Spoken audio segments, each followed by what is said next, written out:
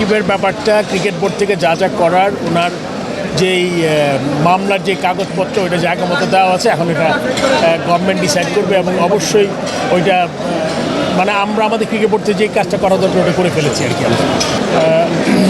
আমি মনে করি যে আমরা ক্রিকেট সংশ্লিষ্ট যারা আছি, right from the cricket board, players, journalist, আপনি যারা আছে ক্রিকেট সংক্রান্ত সবার সাথে একটা সুষম সম্পর্ক থাকা খুবই জরুরি। কেননা আমরা সবার গোল কিন্তু একটাই, একটা গোলে আমরা এগিয়ে যাচ্ছি, বাংলা ক্রিকেটের উন্নতি এবং বাংলাদেশ ক্রিকেট।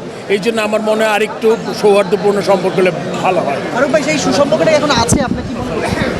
সবসময় সম্পর্কে একরকম থাকবে তখন ওটা ঠিক না, বাট এটা সবসময় ইমপ্রুভ করা সম্ভব।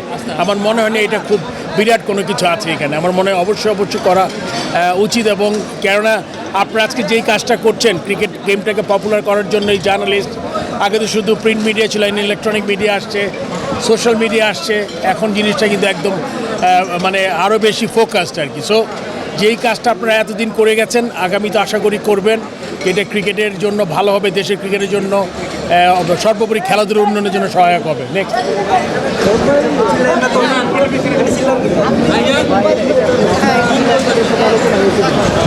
আসলে আমি গত বিএসপি এর ইফতারতে আসছিলাম, ওখানে উনি ছিলেন, তো আমরা একসাথে ইফতার করেছি। এরকম করেও ওনার সাথে আলাদা ক্রিকেট বোর্ড, ক্রিকেট নিয়ে তেমন কোনো কথা হয়নি।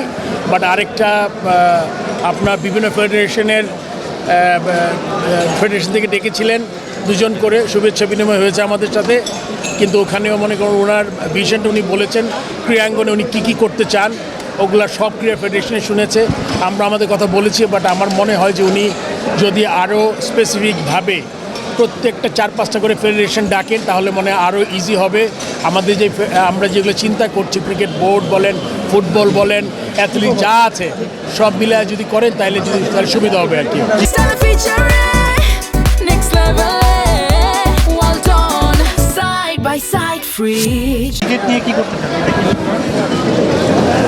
আমার মনে হয় আপনি জানেন যে 52টা ফেডারেশন এসেছিলেন, শুধুমাত্র ক্রিকেটে নিয়ে আলাদা কোনো আলোচনা হয়নি। উনি একটা গাইডলাইন দিয়েছেন, বেতন কাঠামোতে আনতে চান, আপনি জানেন লাস্ট 1 বছরে কি হয়েছে এগুলো জানতে চেয়েছেন।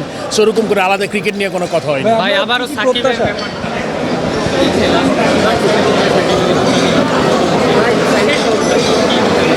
সাকিবের ব্যাপারটা ক্রিকেট বোর্ড থেকে যা যা করার ওনার যেই মামলার যে কাগজপত্র ওইটা জায়গা মতো দেওয়া আছে, এখন এটা গভর্নমেন্ট ডিসাইড করবে এবং অবশ্যই ওইটা মানে আমরা আমাদের ক্রিকেট বোর্ড থেকে যেই কাজটা করা দরকার ওটা করে ফেলেছি আর কি।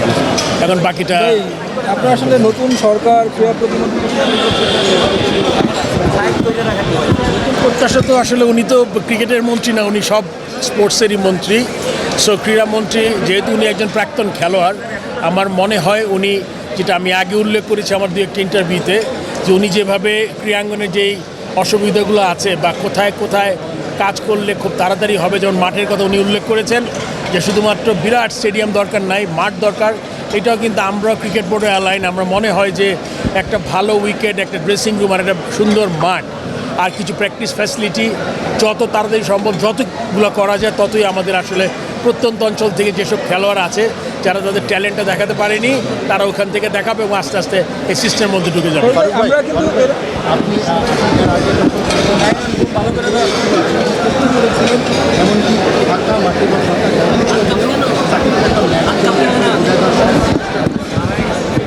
আমরা আইডিয়া করছি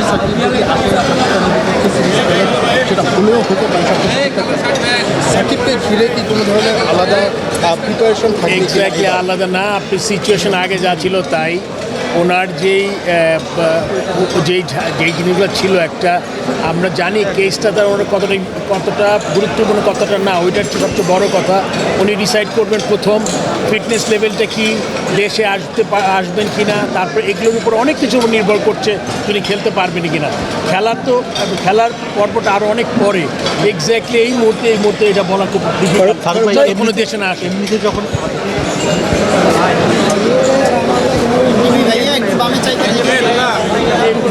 দিয়েছি আগে একবার, এটা আসলে না দিলে ভালো লাগবে। Next, thank you. আমার বুলবুল ভাইয়ের কিছু কাছের মানুষজনের কাছ থেকে শুনছি ইদানিং সময় আর কি, যে বুলবুল ভাই হয়তো বা কোনো কারণে এমন হতে পারে যে উনি নিজে থেকে একটা ডিজাইন করার চিন্তা ভাবনা করছেন। এই প্রশ্ন, এই ব্যাপারে আমি কিছু জানি না আসলে। এটা আসলে আপনার কিছু জানা আছে? না, আমার কিছু জানা নেই এই ব্যাপারে, আমি কিছু জানি না। তবে আমি যতদূর জানি ওনার সাথে কথা হয়েছে, উনি ঈদের পরে আসবেন বলেছেন আর কি। Thank you.